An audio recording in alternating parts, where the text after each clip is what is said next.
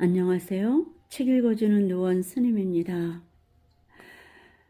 얼마 전에 속가 어머니께서 세상을 떠나셨습니다. 그리고 얼마지 않아 속가 오빠께서 또 세상을 떠나셨습니다. 너무 슬픔에 잠겨 있다 보니 여러분에게 책을 읽어드리는 약속이 많이 늦어졌습니다. 인과 이야기, 이번에는 개로 태어난 김감룡의 어머니 편입니다. 경북 금능군 옴팡마을에 김감룡이란 사람이 살고 있었다. 편모스라에서 4~5남매가 살다가 여자들은 다 출가하고 남동생 하나와 머슴 그리고 2명의 자녀를 거느리고 있었다. 그런데 1904년 갑자기 어머니가 돌아가서 비통한 가운데 장사를 잘 지내드렸는데 그로부터 얼마 안 있다가 그 집 암캐가 새끼를 베더니 석 달 만에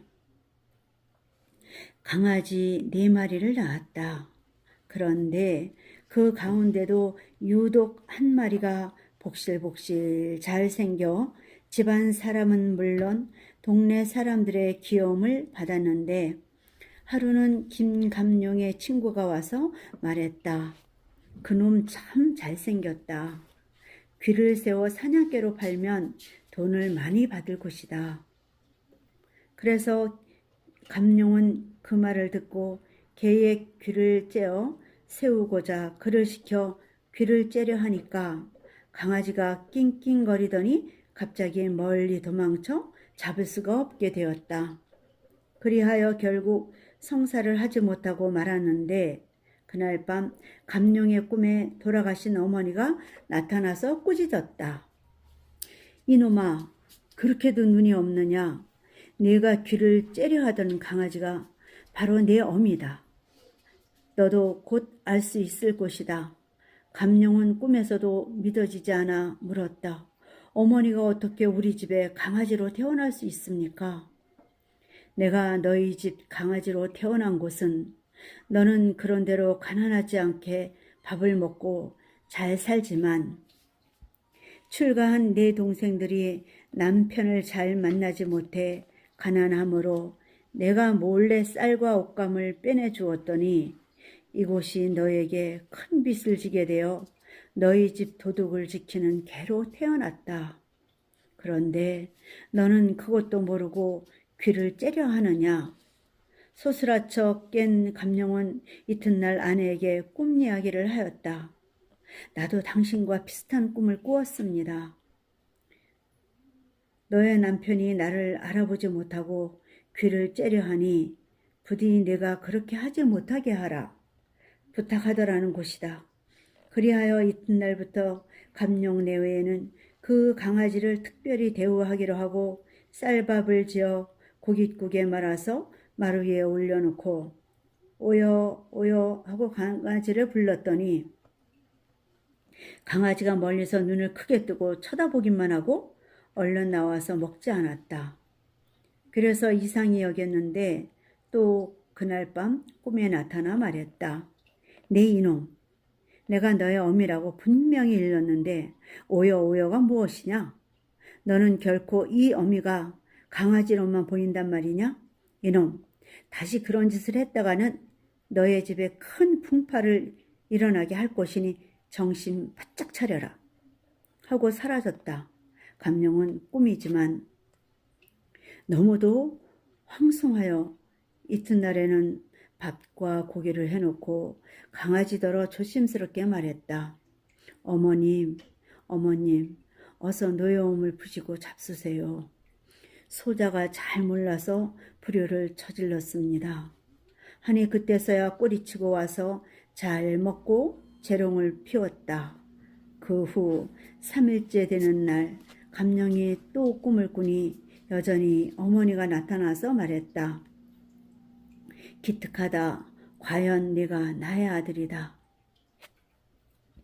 내가 이 어미의 말을 명심하고 효성을 다하니 고맙다. 그런데 이제 너에게 몇 가지 부탁할 말이 있다. 꼭 들어다오.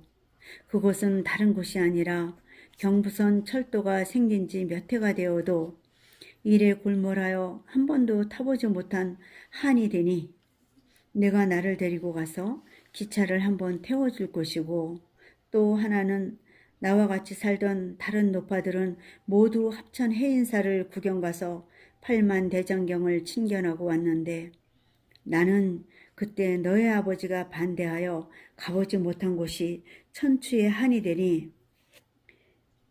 해인사를 구경시켜주고, 그리고 마지막 하나는 사람이 죽으면 49제를 지내주어야만 모든 죄를 사하고 극락세계로 간다고 하는데 나는 49제는 못 지냈지만 대상은 아직 지나가지 아니하였으니 그날 밤 집에서 제사를 지내지 말고 절에 가서 제를 지내주면 좋겠다. 감룡은 꿈이 하도 역력하여 어머니의 뜻을 따르기로 결정하고 이튿날 강아지를 안고 김천역으로 나가 영동까지 차표를 샀더니 영무원이 열차에는 개를 데리고 탈 수 없으니 화물차를 이용하라고 실책하였다. 그러나 이렇게 서로 말을 주고받는 사이에 기차가 와서 강아지가 객차 안으로 날쌔게 뛰어 올라가더니 주위를 살펴보고 껑충 뛰어내려 감룡은 영무원에게 사과하고 강아지를 데리고 집으로 돌아왔다. 그 뒤 감룡은 새 옷을 입고 방갓을 쓰고 강아지를 데리고 해인사를 가니 강아지가 산천 풍경을 둘레둘레 살피며 여간 좋아하지 않았다. 그래서 주위 도량을 구경하고 장경각을 참배하려 하니 그곳을 지키고 있던 스님이 사람은 들어올 수 있어도 짐승은 절대 안 된다고 hil책하였다.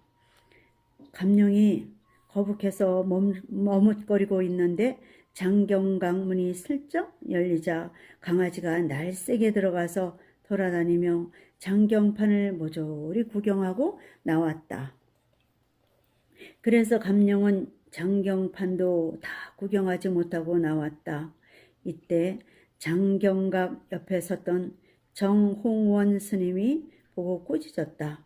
여보, 당신은 상주인 것 같은데 상주의 몸으로 구경을 다니는 것도 채통이 서지 않는데 강아지까지 데리고 남의 신성한 장경각에 들어가다 나오니 무슨 짓이오? 몹시 민망해진 감룡은 그동안의 사정을 모두 털어놓고 꿈 이야기를 하면서 돈 100냥을 내놓고 말했다. 내일이 저의 어머니 제삿날이 오니 이 돈으로 제를 모시어 어머니를 천도하여 주십시오. 스님은 도리어 그의 효성을 칭찬하고 여러 스님들과 함께 제를 잘 지내주었다. 그런데 그 강아지는 그날 밤 절 마루 밑에서 자다가 그대로 죽었는데 감룡과 다른 스님들 꿈에 나타나 치하하였다. 나는 효자 아들을 두어 여러 스님들이 덕택으로 천상락을 받아가니 버리고 간 나의 몸이나 잘 화장하여 주십시오. 그리하여 그 시체를 열반하신 스님들의 시체처럼 잘 감장하여 화장하니 온 총림이 이 이야기를 모르는 이가 없었다. 여기서 마치겠습니다. 책 읽어주는 누원 스님이었습니다. 아직도 이별의 슬픔에서 많이 힘들어하고 있습니다. 생자 필멸이라고 하였습니다.